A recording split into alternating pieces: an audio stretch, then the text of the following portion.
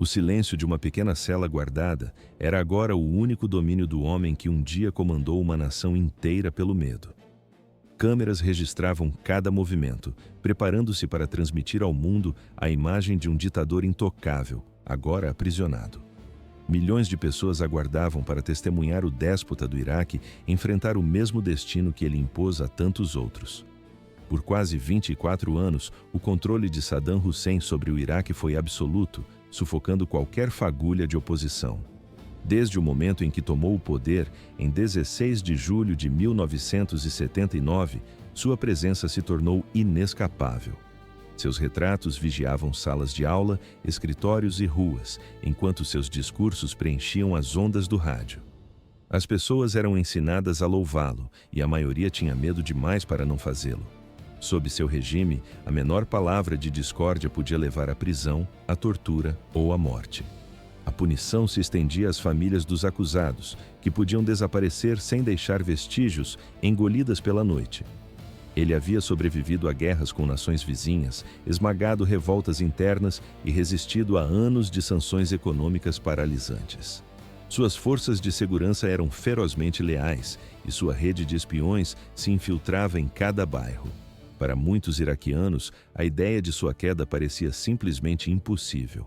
Mas no ano de 2003, tudo mudou.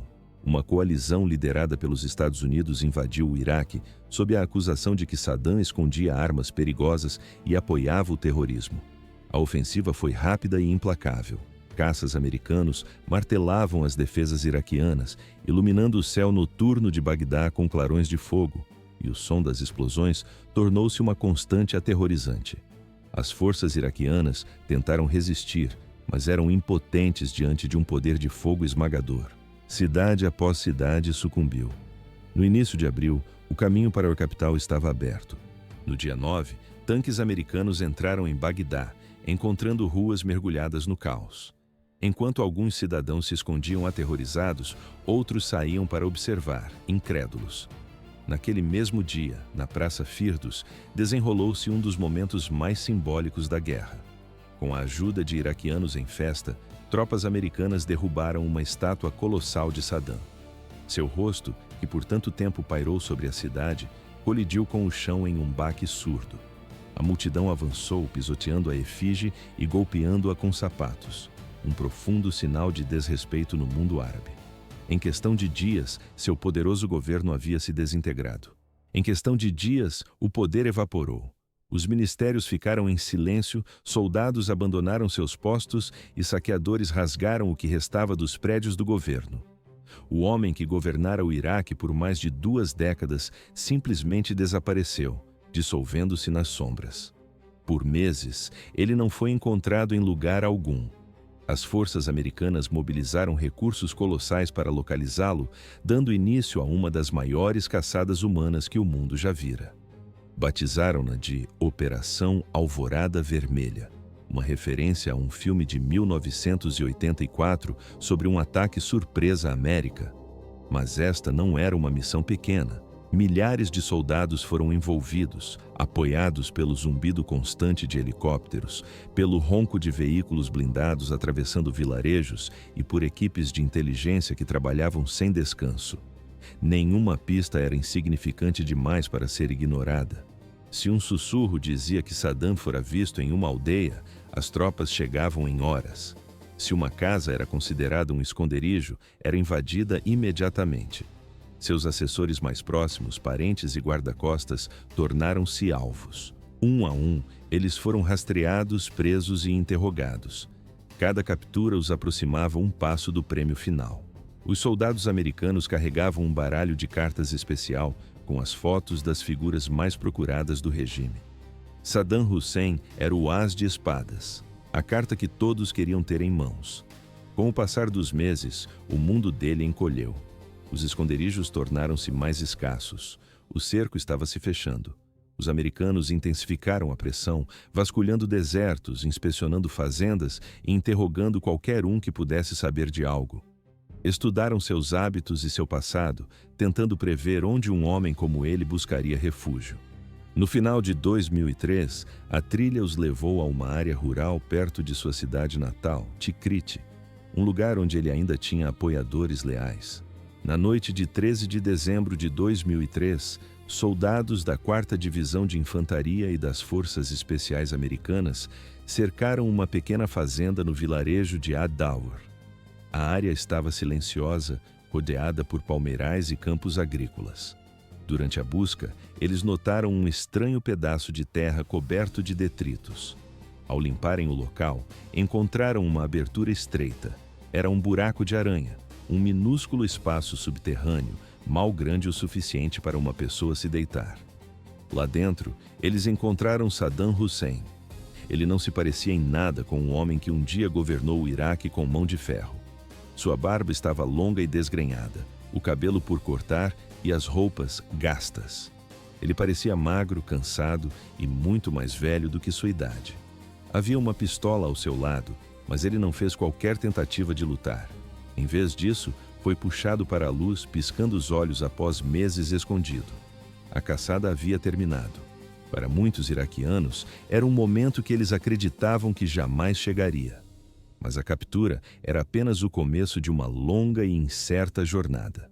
Por mais de 2 anos, ele permaneceu sob estrita custódia americana, um prisioneiro movido entre locais seguros, sempre vigiado, nunca sabendo onde passaria a noite seguinte. Seus captores sabiam que, se a notícia de sua localização vazasse, seus apoiadores poderiam tentar uma ousada operação de resgate. O silêncio e o segredo eram suas únicas garantias. Finalmente, em 19 de outubro de 2005, as portas de um tribunal em Bagdá se abriram. A corte, no entanto, enfrentava um desafio monumental. A lista de crimes atribuídos a Saddam era vasta demais para um único julgamento. Anos de assassinatos, massacres e tortura não poderiam ser contidos em um só processo. Os juízes, então, tomaram uma decisão estratégica. Focariam em um único evento, um que possuía evidências robustas e, crucialmente, muitas testemunhas ainda vivas. O massacre de Dujail. A história daquela tragédia começou em um dia escaldante de julho de 1982. A comitiva de Saddam Hussein avançava pela estrada principal, cortando uma pacata cidade agrícola a cerca de 80 quilômetros ao norte de Bagdá. Dujail era o lar de muitos muçulmanos xiitas, uma comunidade que o regime sunita de Saddam via com desconfiança, especialmente durante a guerra Irã-Iraque, quando grupos de resistência xiitas eram acusados de apoiar secretamente o inimigo. Naquele dia, membros de um grupo clandestino decidiram agir. À medida que a carreata se aproximava, o som de tiros rasgou o ar parado.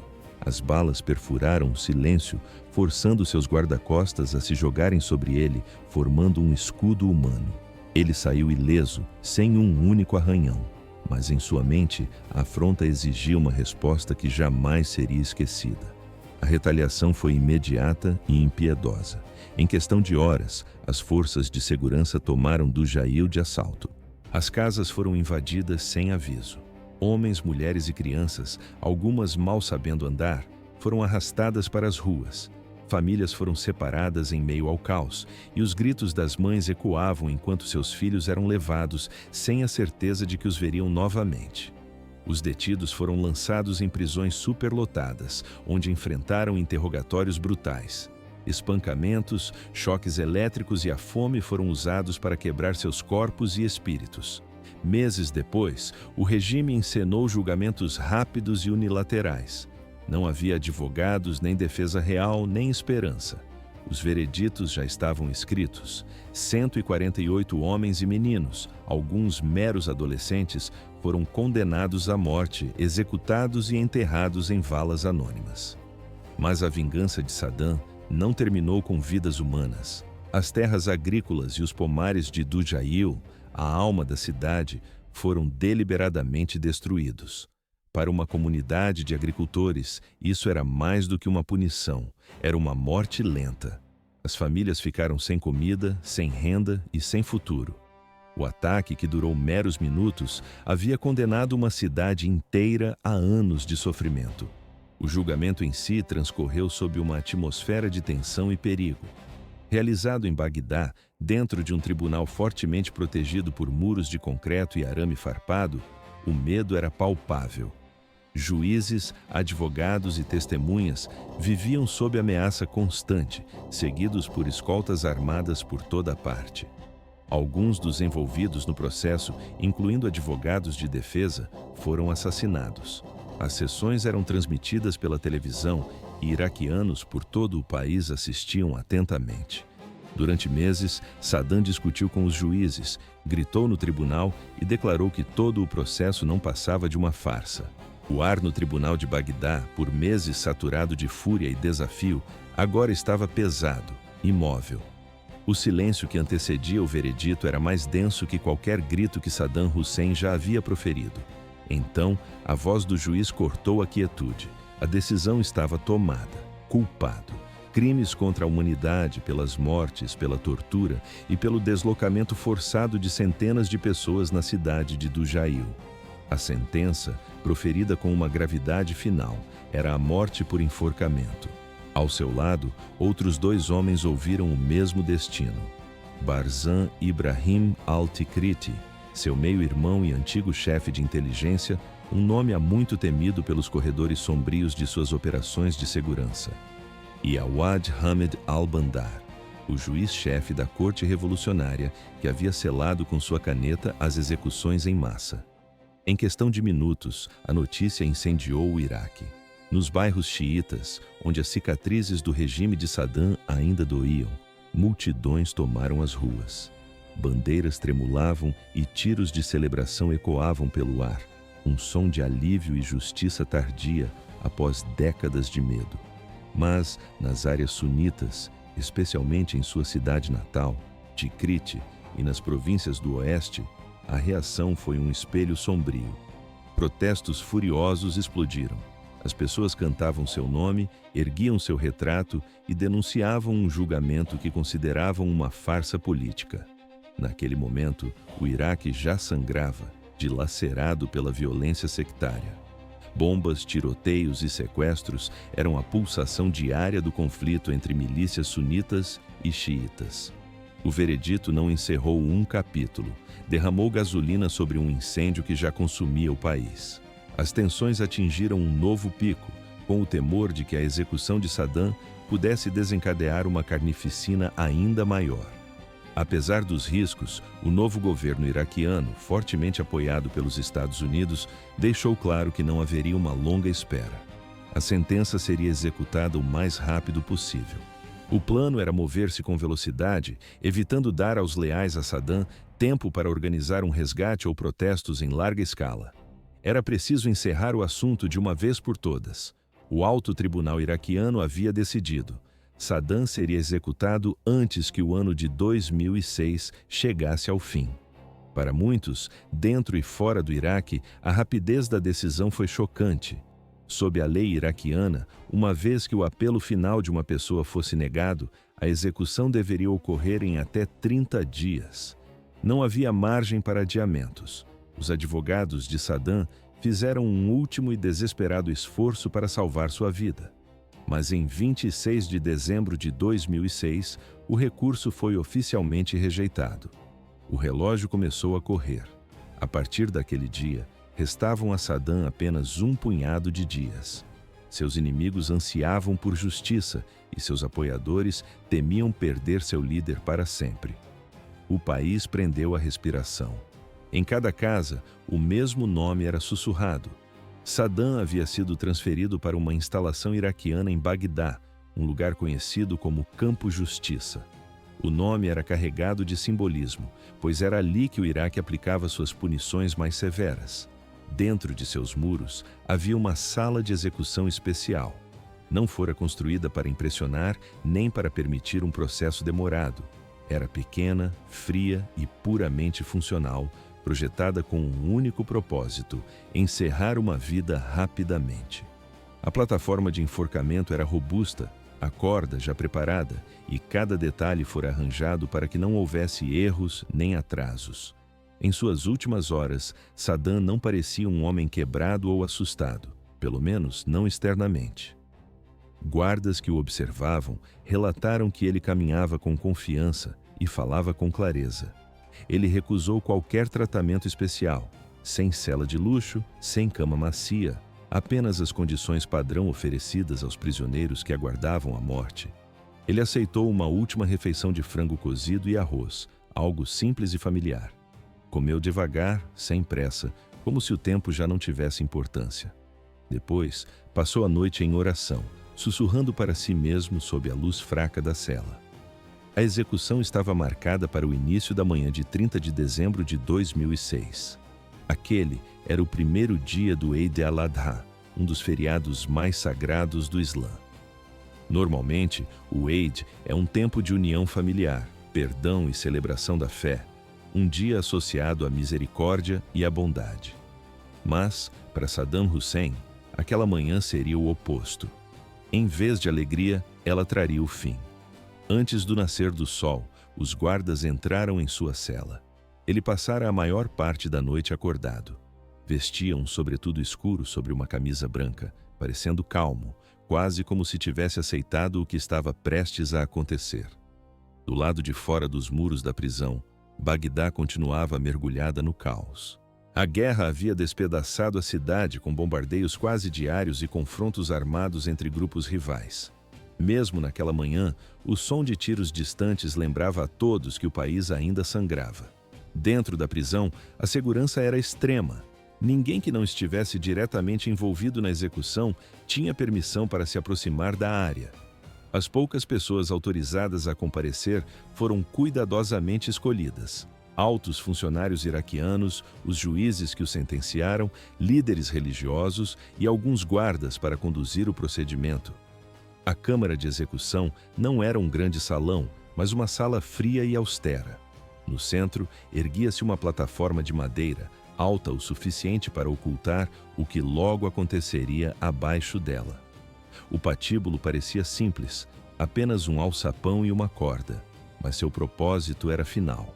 A corda, grossa e firmemente enrolada, fora medida de acordo com a altura e o peso de Saddam, projetada para quebrar o pescoço em uma única e rápida queda. Não haveria erros, nem segundas chances. Na penumbra daquela sala, o ar estava pesado, carregado com o peso do que estava por vir. Cada segundo parecia se estender, denso de uma expectativa sombria. Com as mãos firmemente amarradas à sua frente, Saddam Hussein entrou no recinto. Ele não vacilou um instante, nem buscou apoio em ninguém ao seu redor. Caminhou sozinho, passo a passo, com uma postura que desafiava o momento. Quando o carrasco se aproximou com o laço, ele não ofereceu resistência. A corda áspera foi deslizada sobre sua cabeça e ajustada ao redor do pescoço. Um assistente lhe ofereceu um capuz preto para cobrir o rosto, mas ele apenas balançou a cabeça em negativa. Seus olhos permaneceriam abertos até o último instante. Exatamente às 6h05 da manhã, o carrasco agarrou a alavanca e a puxou com força. O alçapão de madeira sob os pés de Saddam se abriu num piscar de olhos. Ele caiu em linha reta e a corda esticou com um som seco e pesado. A força fez seu corpo sacudir uma única vez, antes de ficar completamente imóvel. Anos de poder, medo e violência terminaram em menos de um segundo. Por um breve momento, a sala mergulhou num silêncio profundo, enquanto todos tentavam processar o que acabara de acontecer. Então, as vozes começaram. Algumas das testemunhas aplaudiram e gritaram em celebração. Outras responderam com raiva, transformando a cena numa cacofonia de acusações. Não havia um sentimento único no ambiente. Para alguns era justiça, para outros, vingança. Para muitos, era simplesmente o fim de um longo capítulo na história do Iraque. A execução havia sido registrada oficialmente pelo governo para fins de documentação. Mas alguém na sala também a filmara num pequeno celular. Aquele vídeo não oficial capturou não apenas a queda, mas também as provocações e o caos dos momentos que a precederam e a sucederam. Em poucas horas, a filmagem vazou e se espalhou pela internet. Milhões de pessoas, de Bagdá a Washington, assistiram àquelas imagens. Eram cruas, sem edição e profundamente controversas. O que deveria ser um ato de justiça controlado e privado tornou-se uma das execuções públicas mais vistas e debatidas dos tempos modernos. Na penumbra que antecede o amanhecer, o corpo foi retirado da forca. Envolto em uma mortalha branca, seguindo os rituais islâmicos, foi transportado sob forte escolta até um helicóptero que aguardava em silêncio. O destino era a pequena cidade de Al-Aujah, perto de Tikrit, o mesmo lugar que o viu nascer e onde tantos de seus familiares já repousavam. Antes que os primeiros raios de sol tocassem a terra, ele foi sepultado em um lote familiar simples, ao lado de seus 2 filhos, Uday e Qusay, mortos por forças americanas em um combate feroz 3 anos antes. Dezenas de veículos chegaram na escuridão, trazendo anciãos tribais, parentes e alguns dos últimos leais. Centenas de pessoas se reuniram ao redor da sepultura, enquanto o corpo descia ao chão em um fim apressado, ditado tanto pela religião quanto pelo medo. A execução de Saddam deveria ser o capítulo final de uma das histórias mais sombrias do Iraque. Mas em vez de unir o país, ela o partiu ainda mais fundo. Para muitos xiitas, era a materialização da justiça, a retribuição por anos de terror, assassinatos e perseguição. As valas comuns, os ataques químicos e os desaparecidos eram feridas que ainda sangravam, e sua morte na forca era uma punição que tardara a chegar. Para muitos sunitas, no entanto, o sentimento era completamente outro. Eles não viram um julgamento justo, mas uma execução política, realizada em meio a uma guerra sectária brutal que apenas aprofundava suas suspeitas. Saddam não era apenas um ditador, era também um símbolo do poder sunita no Iraque. Sua morte soou como mais um passo em direção à humilhação e à perda de sua comunidade. Os meses que se seguiram não trouxeram paz. Em 2006, o Iraque já se afogava em sangue. Atentados suicidas, sequestros e execuções nas ruas eram horrores diários. Dezenas de milhares de civis haviam sido mortos apenas naquele ano. Quando chegou 2007, a violência apenas se intensificou, esvaziando bairros inteiros à medida que famílias fugiam de ataques sectários. Bagdá se transformou em uma cidade de muros de concreto e postos de controle, cada distrito guardado por milícias ou soldados. E para o resto do mundo, as imagens trêmulas e granuladas dos últimos momentos de Saddam se tornaram um dos retratos mais assombrosos da guerra do Iraque, espalhando-se por telas em todos os cantos do globo. Naquela altura, o conflito já havia custado centenas de milhares de vidas, deslocado milhões e estilhaçado a infraestrutura do país. A execução não encerrou o caos. Ela simplesmente se tornou mais um capítulo em uma guerra que deixou o Iraque marcado, dividido e lutando para encontrar um caminho a seguir.